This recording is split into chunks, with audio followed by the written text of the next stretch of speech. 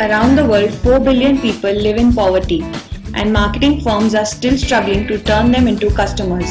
Business visionaries have argued that these people, dubbed as the base of pyramid, make up an enormous market. Two-thirds of the consumers live in rural areas, and almost half of the national income is generated in the rural hinterland.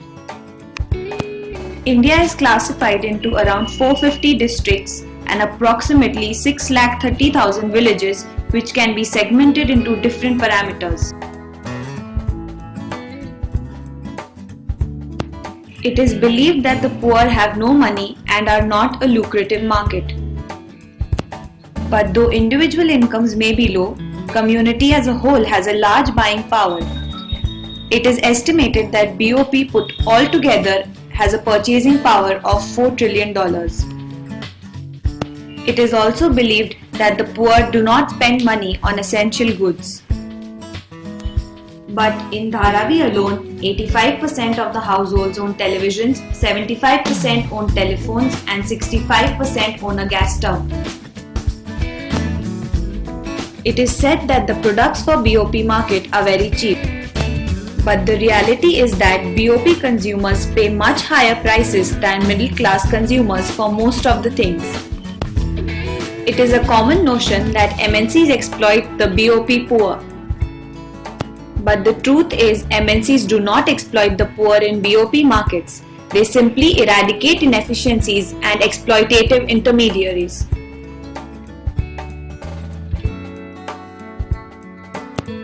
The MNCs can unlock the market potential and bring in more profit. More importantly, they help in eradicating poverty.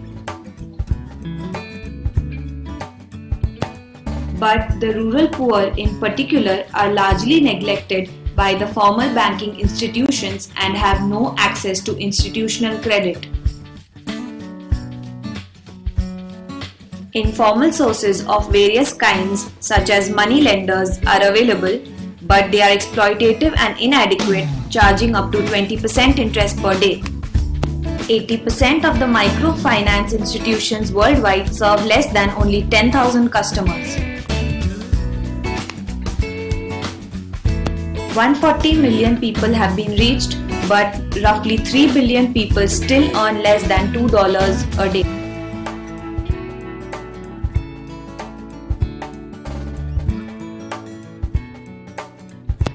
Traditional institutions have a lack of access to commercial funds to serve the needs of the market. The high cost of handling millions of microtransactions makes it really difficult to operate in a feasible profit margin. Often there is a misquotation of requirement. People overstate their use and misuse the option given to them. Bad or non-existent regulation has hindered the growth and profitability of microfinance. This risk has strangulated the growth of MFIs and held back innovation in this segment. The products currently present in the market do not fit into the needs of the target segments. Risk of non-performance is always a deterrent for investment in this segment of the society.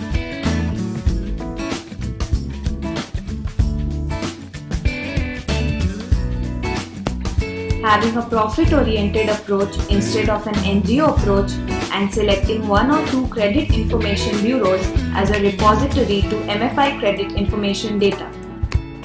Use of technology to bring dramatic and new forms which could be crucial to an MFI ability to deliver the service and remain competitive against commercial rivals. Apart from credit products and services, new products like payments, remittances, savings deposits, loans for housing and education, insurance products, etc. need to be developed. Created using Powtoon.